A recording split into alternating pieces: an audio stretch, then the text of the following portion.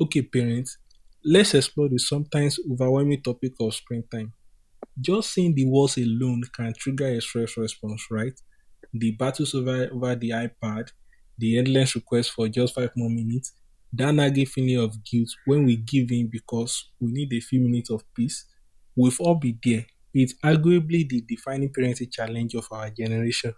And for so long, the message has been drilled into us limit screen time, set screen time limits. But I want to challenge that a little bit because while time limits can be a useful tool, they are not the whole story. They are not the magic bullet. In fact, focusing solely on the clock can sometimes make things worse. It can turn screen time into this forbidden fruit, making it more desirable for our kids. Think of it like this. Imagine someone told you that you can only eat for 30 minutes a day. Regardless of what you are eating, you could have a giant plate of broccoli and salmon or a bag of chips and a soda. It didn't matter as long as you stop eating after 30 minutes. That wouldn't make more sense, would it? You'll be much focused on the nutritional value of the food or making sure you are getting the vitamins and nutrients you needed.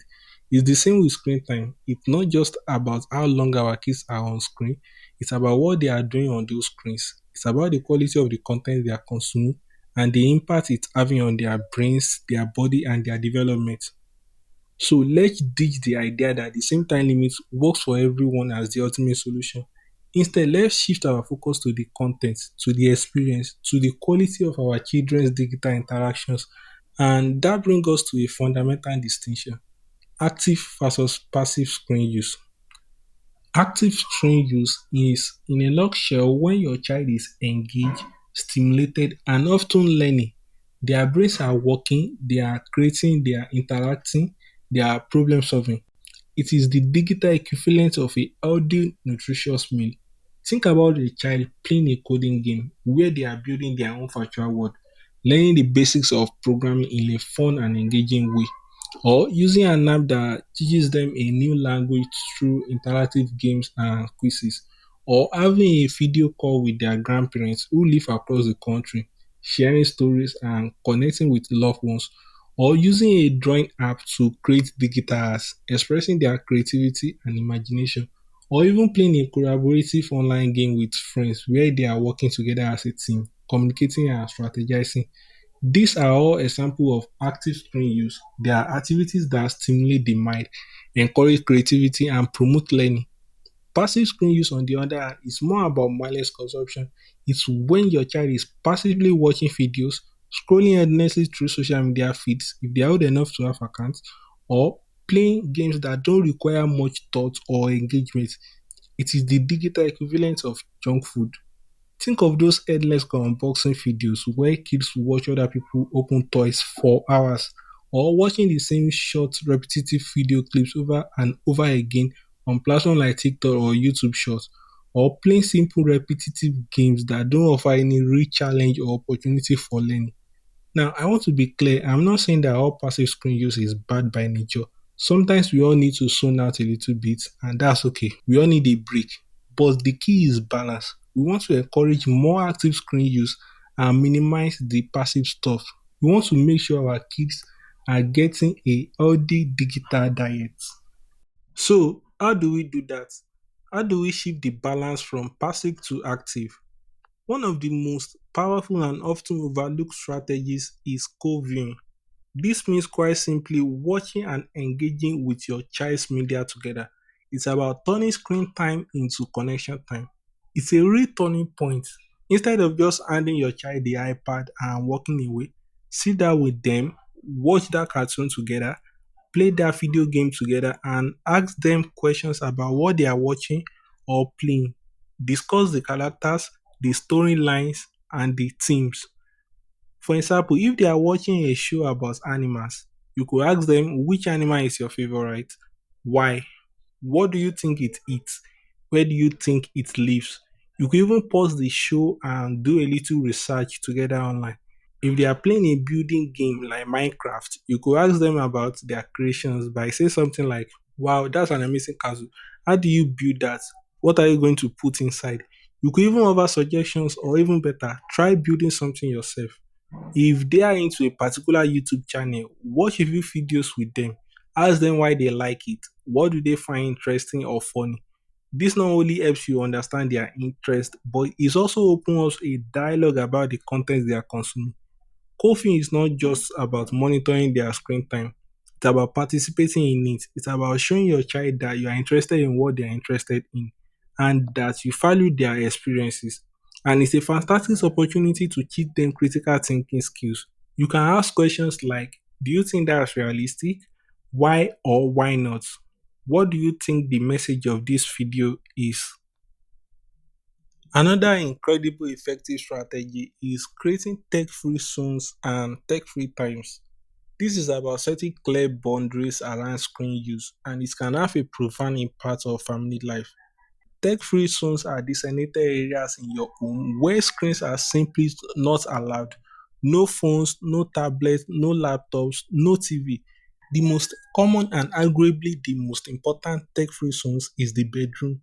Study after study have shown that having screens in the bedroom disrupts sleep both for children and adults. The blue light emitted from screens interferes with melatonin production, making it harder to fall asleep and stay asleep. So, making bedroom screen free zones is a powerful step you can take to improve everyone's sleep quality. Another excellent tech free zone is the dinner table. Making mean time screen free creates a dedicated space for conversation, connection, and simply being present with each other. It's a chance to share stories about your day, to connect with your kids, and to model healthy tech habits. Tech free times are specific periods during the day when screens are off limits. An important one is the hour or even two before bedtime. As I mentioned, the blue light from screens can interfere with sleep, so it's essential to power down well before it's time to go to bed.